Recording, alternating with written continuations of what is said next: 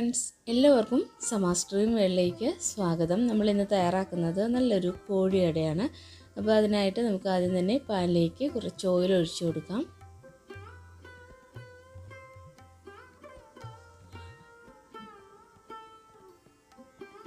ഓയിലൊന്ന് നന്നായി ചൂടായി വരുമ്പോൾ ഇതിലേക്ക് ഒരു 4 മീഡിയം സൈസ് ഒനിയൻ ഇതുപോലെ ചെറുതായി കട്ട് ചെയ്തത് ചേർത്ത് കൊടുക്കാം.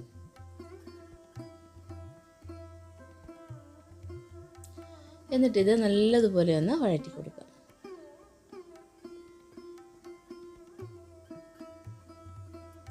ഇനി ഇതിലേക്ക് ആവശ്യത്തിനുള്ള ഉപ്പ് ചേർത്ത് കൊടുക്കാം. 1 ടീസ്പൂൺ ഉപ്പ് ചേർത്ത് കൊടുത്തിട്ടുണ്ട്. എന്നിട്ടിത് നന്നായി തന്നെ ഒന്ന് വഴറ്റി കൊടുക്കാം. ഇനി ഇതിലേക്ക് 1 ടീസ്പൂൺ ഇഞ്ചി വെളുത്തുള്ളി പേസ്റ്റ് കൂടെ ചേർത്ത് കൊടുക്കാം. എന്നിട്ട് നന്നായി തന്നെ വഴറ്റി കൊടുക്കാം.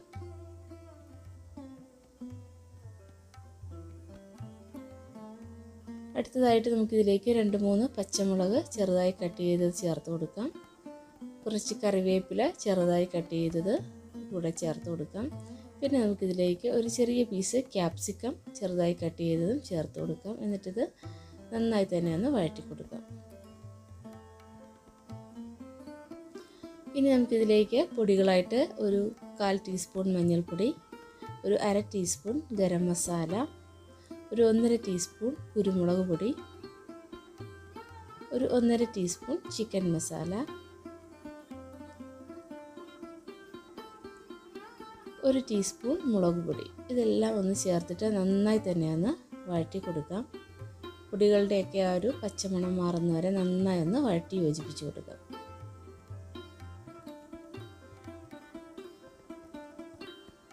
ഇപ്പോൾ ഇതായി നമുക്കിനി ഇതിലേക്ക് ഉപ്പും മഞ്ഞൾപ്പൊടിയും കുരുമുളക് പൊടിയും കൂടെ ചേർത്ത് കുക്ക് ചെയ്ത ചിക്കൻ കൂടെ ചേർത്ത് നന്നായി തന്നെ ഒന്ന് മിക്സാക്കി കൊടുക്കാം.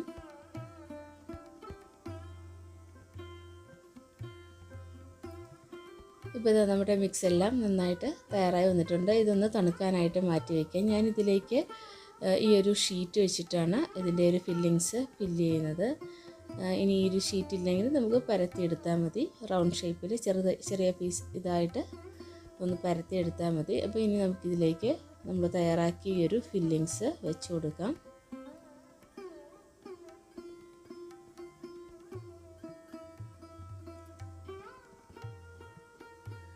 എന്നിട്ട് ഇതുപോലെ ഒന്ന് മടക്കി കൊടുക്കാം.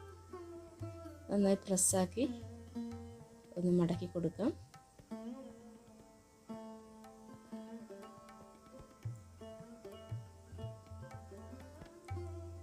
ഇനി നമുക്കിത് കുറച്ചുകൂടി ഒന്ന് ഭംഗിയായിട്ട് കിട്ടാൻ, നല്ലൊരു ഡിസൈൻ കിട്ടാനായിട്ട് ഇതുപോലെ ഫോർക്ക് വെച്ചിട്ട് ഇങ്ങനെ ഒന്ന് പ്രസ് ചെയ്ത് കൂടെ കൊടുക്കും.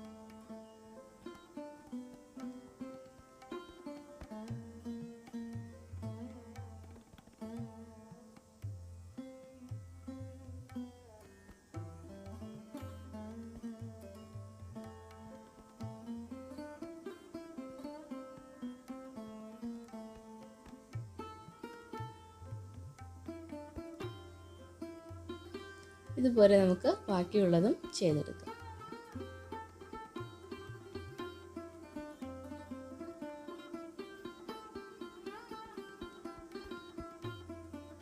ഇപ്പോൾ ഇത് നമ്മളെല്ലാം ചെയ്തെടുത്തിട്ടുണ്ട്. ഇനി നമുക്കിതൊന്ന് ഫ്രൈ ആക്കി എടുക്കാം.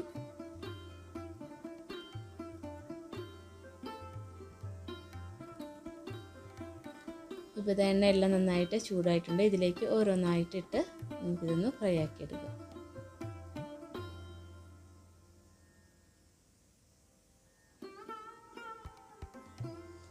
എൻ്റെ കളറെല്ലാം ഒന്ന് മാറി തുടങ്ങിയിട്ടുണ്ട്. അപ്പോൾ നമുക്കിതൊന്ന് മറിച്ചിട്ട് കൊടുക്കാം. ഇപ്പോൾ ഇതെല്ലാം ഒന്ന് ഫ്രൈ ആയി തന്നെ വന്നിട്ടുണ്ട്. ഇനി നമുക്ക് ഇതിൽ നിന്ന് മാറ്റി വയ്ക്കാം.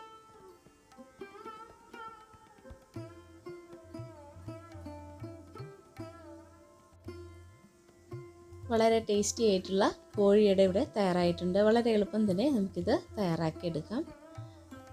അപ്പോൾ എല്ലാവരും ട്രൈ ചെയ്ത് നോക്കണേ. പുതിയൊരു വീഡിയോയും വിശേഷങ്ങളും വിഭവങ്ങളും ഒക്കെ ആയിട്ട് വീണ്ടും കാണാം.